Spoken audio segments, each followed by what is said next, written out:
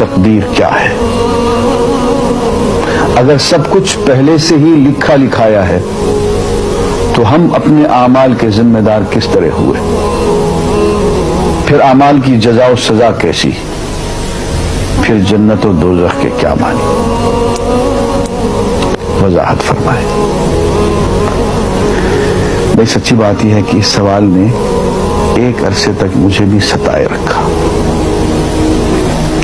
اور میں سوچتا رہا کہ اگر واقعی اللہ تعالیٰ نے پہلے سے ہی سب کچھ لکھ دیا ہے کہ میں اتنے بج کر اتنے منٹ میں بیٹھ کے یہاں پہ ایک لیکچر دوں گا، یہ تقریر کروں گا، اتنے بج کر اتنے منٹ میں نماز پڑھوں گا، اتنے بج کے اتنے منٹ میں فلاں کو گالی دوں گا، فلاں کو تھپڑ ماروں گا، یہ پہلے سے ایک میرا شیڈول مرتب ہے اللہ کے ہاں، لکھا لکھایا پروگرام چھپا چھپایا موجود ہے، میرے کیا قصور؟ تو لکھنے والے کا قصور ہے؟ بات تو خطرناک ہے نا، بات تو خطرناک ہے نا۔ تقدیر کیا ہے؟ عربی میں اس کے لیے ایک لفظ لکھا جاتا ہے دینی کتابوں میں، علم اللہ السابق،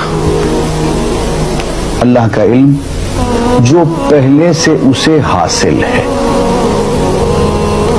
اللہ کو معلوم ہے کہ آج میں اتنے بج کر اتنے منٹ پہ اپنی مرضی سے، اپنے ارادے سے، اپنی آزادی فکر اور آزادی عمل پہ، عمل سے کام لیتے ہوئے یہ کام کروں گا۔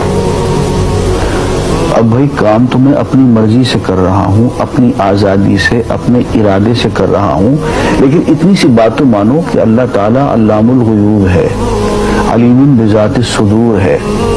مجھے اپنے بارے میں پتہ نہیں ہے کہ کل 10:10 پہ میں کیا کروں گا، اس کو پتہ ہے۔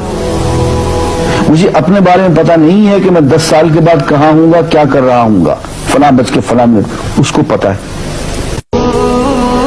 اس کو میرے آزادانہ، خود مختارانہ، فری ول کے ساتھ کیے ہوئے اعمال کا پتہ ہے کہ میں اپنی مرضی سے، اپنے فری ول کے ساتھ، اپنے ارادے سے اتنے بج کر اتنے منٹ پہ کیا کروں گا۔ یہ اس نے اپنے ہاں لکھ رکھا ہے، اس لیے کہ اس کو پوری کائنات کا نظام چلانا ہے۔ اس کا علم جو ہے وہ صحیح ہے، لیکن اس کا علم میرے ارادے سے نہیں ٹکراتا ہے۔ یہ بات میں ایک مثال سے سمجھاؤں گا۔ میرے ساتھ ایک واقعہ پیش ہو گیا، اس دن مجھے تقدیر سمجھ میں آ گئی کہ ہوتی کیا ہے۔ 1971 کی بات ہے کہ یہاں اکاؤنٹنٹ جنرل آفس میں ڈپٹی اکاؤنٹنٹ جنرل تھا۔ اس زمانے میں ایک مشہور نجومی تھا شیخ صادق، یہاں قلعہ گزر سنگھ میں رہتا تھا۔ وہ پتہ نہیں بیچارہ زندہ ہے یا فوت ہو گیا۔ انہوں نے دروازہ کھولا، میرے کمرے میں آ گیا۔ کہاں صاحب ہم آپ کی خدمت کرنا چاہتے ہیں، ہم آپ کو مستقبل کے بارے میں کچھ بتانا چاہتے ہیں۔ میں نے کہا میرے پاس فضول باتوں کے لیے وقت نہیں ہے، میں علم نجوم وغیرہ کو، اس قسم کے یہ فضول باتوں کو میں نہیں مانتا ہوں، مشغول آدمی ہوں، ان چکروں میں مجھے مت ڈالو۔ انہوں نے کہا سر مجھے صرف 1 منٹ تو آپ دے دیں۔ میں نے کہا ہاں 1 منٹ دیتا ہوں۔ اس نے ایک بہت بڑا کاغذ میرے سامنے لکھا جس پہ 40 خانے بنے ہوئے تھے، 40 چیزوں کے نام لکھے ہوئے تھے، مختلف چیزوں کے نام، کتاب، قلم، اینک، کاپی، دوات، پینسل، میز، بادل، برکھا، مسجد، مندر، ایسی ایٹ رینڈم چیزوں کے نام، 40 چیزوں کے نام لکھے ہوئے تھے۔ وہ کہنے صاحب آپ ان میں سے کسی ایک چیز پہ انگلی رکھ دیں یا اس کا نام آپ اس کاغذ پہ لکھ دیں۔ اور مجھے یہ کہتے کہتے اس نے ایک پیس آف پیپر میری میز سے اٹھایا اور اس پہ کچھ لکھا اور اس کو یوں الٹا کے رکھ دیا۔ میں نے کہا تم نے یہ کیا کیا؟ کہنے لگے جی میں نے وہ چیز لکھ دی ہے، وہ نام جو ابھی آپ لکھیں گے۔ تو اب میں پریشان ہو گیا۔ تماشا کی بات ہے نا کہ جو چیز میں سوچ سوچ کے اپنے ارادے سے، اپنی مرضی سے ابھی لکھوں گا، اس نے پہلے سے لکھے وہاں رکھ چھوڑ دیے میرے سامنے۔ اب میں سوچ میں پڑ گیا کہ یار وہ چیز لکھوں جو اس نے نہ لکھی ہو، کبھی میں اس کا ارادہ کروں، کبھی اس کا ارادہ کروں، تنگ آ کے آخر میں نے کسی ایک چیز کو لکھ دیا۔ تو میری یہ ہے، اس نے جب وہ الٹایا تو وہ وہی چیز نکلی۔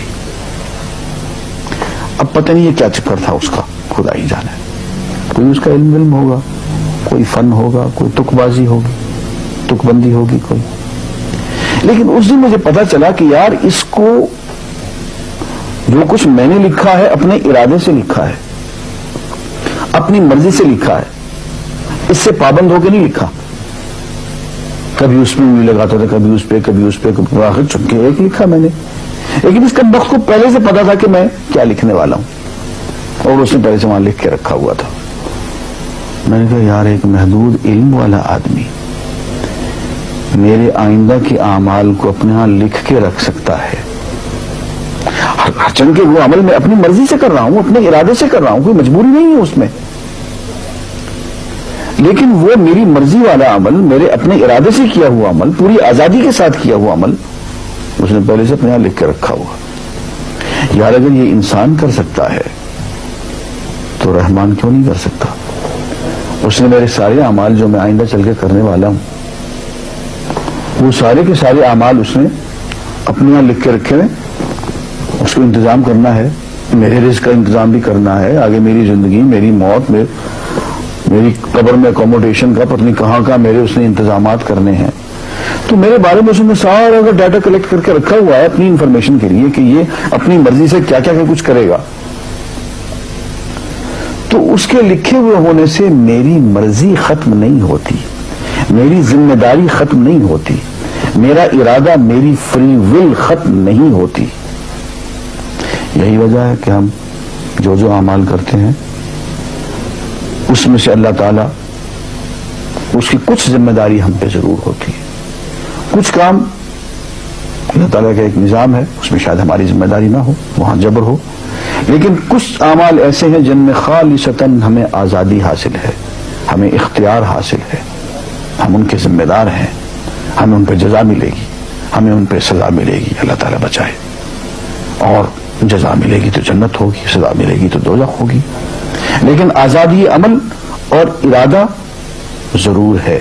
یہ الگ بات ہے کہ اللہ تعالیٰ کو پہلے سے ہی معلوم ہے کہ ہم اپنے ارادے سے اور اپنی آزادی اور اپنی مرضی سے ہم آج اور کل اور پرسوں اور سال بھر کے بعد اور 10-20 سال کے بعد ہم کیا کیا کریں گے اس کے ہاں لکھا ہوا ہے. وَعِندَهُ عِلْمُ الْكِتَابِ، اس کے ہاں سب کچھ لکھا ہوا ہے. لیکن ہم جو کرتے ہیں اپنے ارادے سے کرتے ہیں اور اس کے ذمہ دار ہیں. وآخر دعوانا الحمدللہ رب العالمین.